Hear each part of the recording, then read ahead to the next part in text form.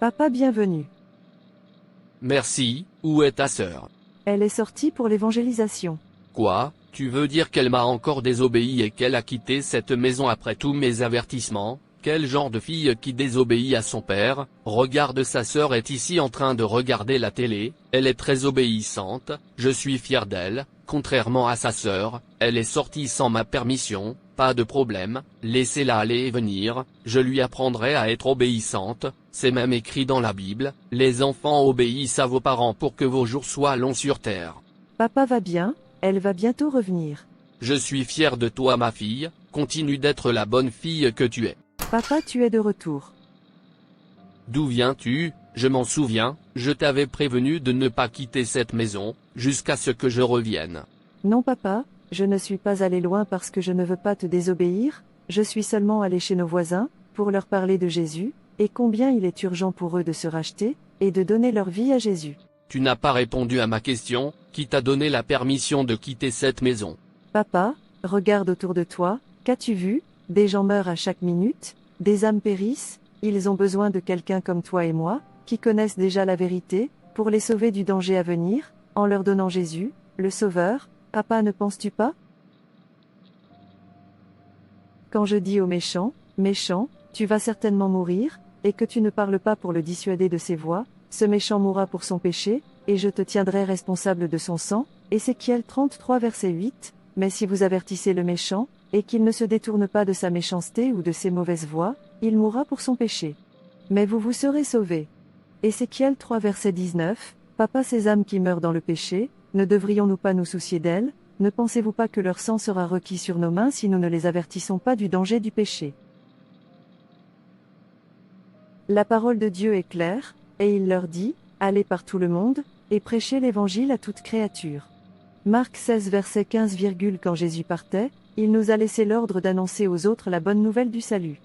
Jésus est l'accomplissement de la loi que nous ne pouvions pas parfaitement observer. Puisque notre salut dépend entièrement de Jésus, il est logique que nous lui obéissions. Si nous prétendons aimer Jésus, on nous demande de garder ses commandements.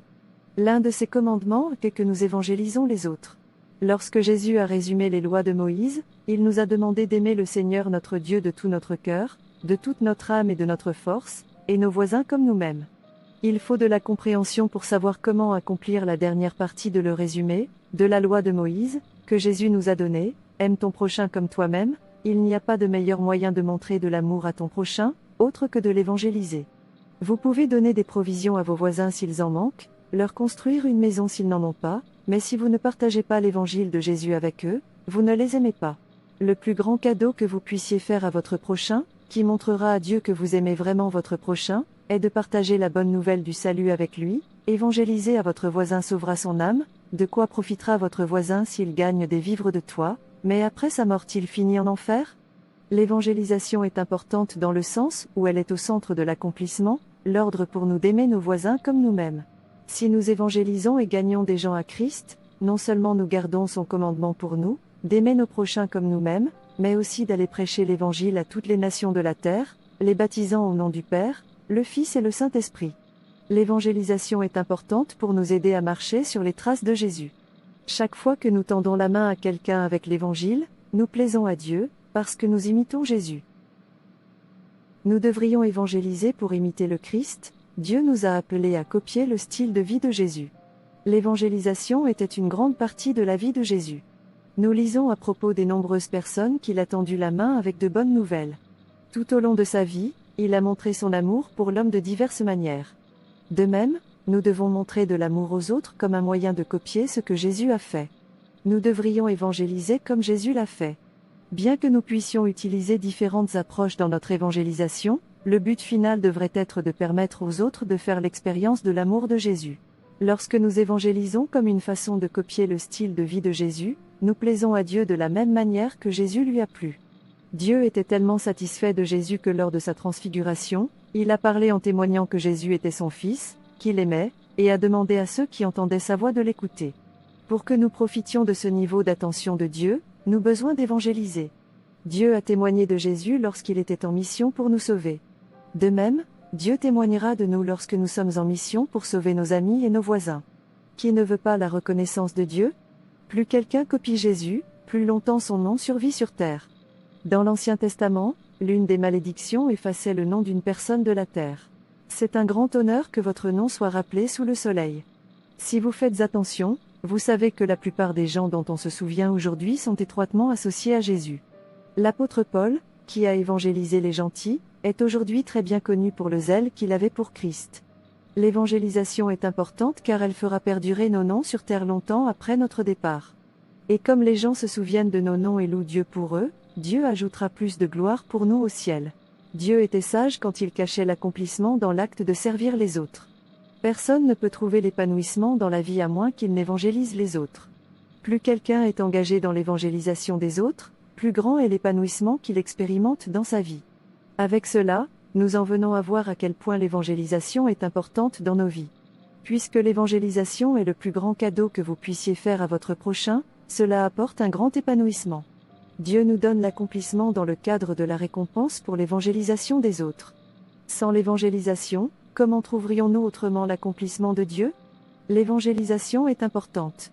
De nombreuses personnes dans le monde ont du mal à s'épanouir dans la vie, car leur vie est consacrée à la recherche de l'argent. Ils n'évangélisent jamais les autres. En fin de compte, ils rassemblent beaucoup d'argent, mais ils ne trouvent pas d'épanouissement. Dieu leur refuse la possibilité de profiter de la richesse qu'ils rassemblent. Il n'y a pas de limite aux bénédictions que Dieu déverse sur quelqu'un qui sauve l'âme de son prochain. Tout comme Jésus a été exalté par-dessus tout au ciel et sur terre pour reconquérir le cœur des hommes à Dieu, Dieu exalte ceux qui reconquièrent le cœur de leurs amis, de leur famille et de leurs voisins. C'est pourquoi nous devons évangéliser à tout prix. Peu importe à quel point cela peut être gênant, nous devons faire des efforts pour tendre la main aux autres. Tu as raison ma fille, je me suis souvenu d'un jeune garçon, un très jeune garçon, qui est mort récemment, 1 an avant sa mort. J'ai rêvé et j'ai entendu une voix me dire d'aller prêcher à ce garçon qu'il est en train de mourir. Je me suis réveillé et j'ai douté du rêve, je me suis dit que ce n'était qu'un rêve. Comment ce jeune garçon peut-il mourir à ce moment-là? Je veux dire qu'il n'est même pas marié, mais, un esprit vient de dire, je devrais aller juste prêcher à lui. Alors je suis allé lui prêcher. Après 1 an de ce rêve, le garçon est mort, sans raison valable, sans maladie, juste une histoire qui n'a pas de tête. C'est la fin du garçon. J'ai pleuré, oh. J'aurais pu le suivre jusqu'à ce qu'il donne sa vie à Jésus, j'aurais pu être sérieux en lui parlant de Jésus et en l'avertissant du danger de pécher et de l'importance de sauver notre âme, mais c'était trop tard. Oh, cette âme a péri, j'ai pleuré, parce que je sais qu'il ne s'est pas repenti. Jusqu'à présent je regrette toujours de ne pas l'avoir suivi. La seule chose qui me fait me pardonner, c'est que je suis allé lui prêcher et lui ai donné le magazine chrétien. C'est de cela dont je parle, pas le temps d'hésiter à parler de Jésus à ton voisin, car la minute suivante pourrait être si j'avais su. Ma fille, tu es le meilleur qui puisse m'arriver, je suis sûr que Dieu est fier de toi, je suis aussi fier de toi, ma précieuse fille. Ce n'est plus moi. Merci papa. Vas-y et repose-toi, tu me rends fier. Merci papa de m'avoir compris.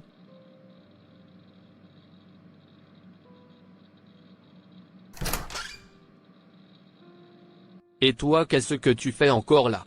Je regarde la télé.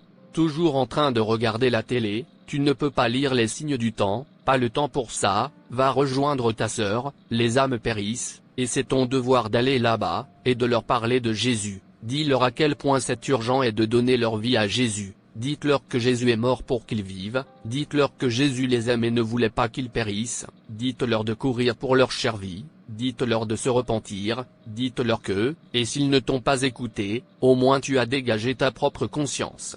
Oui papa. J'arrive. Papa, où vas-tu? Les âmes périssent, elles ont besoin d'être sauvées. Repentez-vous, le royaume de Dieu est proche, donnez votre vie à Jésus, pas le temps de continuer à vivre dans le péché. Excusez-moi frère. Oui. S'il vous plaît, priez pour moi, je veux donner ma vie à Jésus, je veux avoir la paix et l'assurance du ciel. Merci Jésus. Dis après moi, Seigneur Jésus. Seigneur Jésus, je viens à toi comme un pécheur. Je viens à toi comme un pécheur. Pardonne-moi mes péchés, mentionne tes péchés et promets de ne plus y revenir. Pardonne-moi, pour le vol, le mensonge, la méchanceté, les combats, les jurons et ceux dont je ne me souvenais pas, je promets de ne plus y retourner. Annulez mon nom du livre de la mort et l'écrire dans le livre de la vie. Annulez mon nom du livre de la mort et l'écrire dans le livre de la vie. J'accepte Jésus comme mon Seigneur et mon Sauveur personnel, prends le contrôle de ma vie à partir d'aujourd'hui. J'accepte Jésus comme mon Seigneur et mon Sauveur personnel, prends le contrôle de ma vie à partir d'aujourd'hui. Amen. Amen. Frère, tu es libre, va et ne pêche plus. Merci Jésus.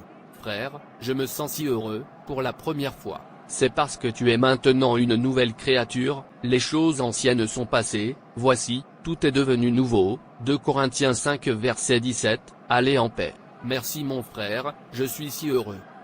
Je suis si heureux que Jésus m'aime, Jésus m'aime, Jésus m'aime. Parce que tu m'as rendu heureux, qu'en bénissant je te bénirai, et en multipliant je multiplierai ta postérité, comme les étoiles du ciel et comme le sable qui est sur le bord de la mer, et ta postérité possédera la porte de ses ennemis. Genèse 22 verset 17. De la même manière, je vous dis qu'il y aura plus de joie dans le ciel pour un seul pécheur qui se repent, que pour 99 justes, qui n'ont pas besoin de se repentir. Luc 15 sur 7.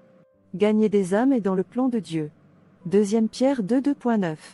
C'est le désir et l'espoir de Dieu, que toute l'humanité soit sauvée, et il a prévu que cela se produise, en envoyant son Fils le Seigneur Jésus mourir sur la croix, pour les péchés de l'humanité.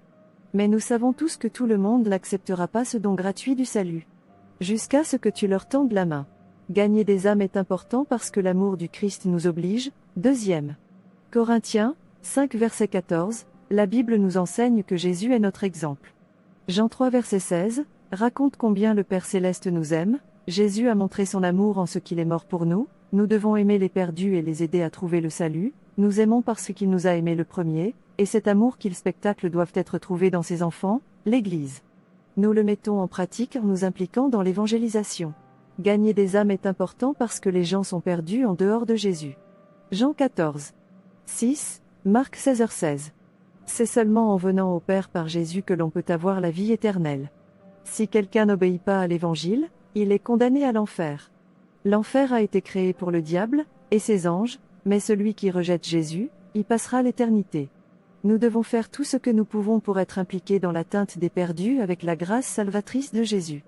La grâce de Dieu est apparue, apportant le salut à tous les hommes, Tite 2h11. Gagner des âmes est important parce que Jésus revient. Dans Jean 14, Jésus a promis qu'il reviendrait. Les anges de Dieu, lors de l'ascension, ont réaffirmé cette promesse. Acte 1 verset 11, hommes de Galilée, ont-ils dit, pourquoi restez-vous ici à regarder le ciel? Ce même Jésus, qui vous a été enlevé au ciel, reviendra de la même manière, vous l'avez vu monter au ciel. 1 Thessaloniciens 4 versets 13 à 18, on promet aux chrétiens que Jésus, lui-même, tiendra sa promesse de retour pour son Église, parce que ceux qui sont en dehors de l'Église sont perdus, et que Jésus revient, cela devrait nous motiver à un plus grand service pour notre Seigneur. Nous devrions désirer que le plus grand nombre possible se joigne à nous pour être prêts à rencontrer le Seigneur dans les airs. Les chrétiens doivent vivre dans l'attente du retour de la bienheureuse espérance, Tite 2, 11 à 14. Ce passage, ainsi que d'autres nous disent comment vivre pour le Seigneur. Il y a une couronne de justice 2 Timothée, 4 verset 8, promise pour ceux qui attendent la venue du Seigneur et vivent pour lui pendant que nous attendons. Nous devons être trouvés, attendant, veillant et travaillant pour notre Maître, prenant le nom de Jésus avec nous. Puisque nous avons trouvé la merveilleuse lumière de l'Évangile, nous avons le commandement, oui, le privilège d'aider les autres perdus dans le péché, pour trouver leur chemin hors des ténèbres spirituelles. Allez par tout le monde et prêchez l'Évangile à toute la création, Marc 16h15. Merci d'avoir regardé. Et n'hésitez pas à vous abonner, liker et partager. Dieu te bénisse. Et rappelez-vous, Jésus vous aime vraiment.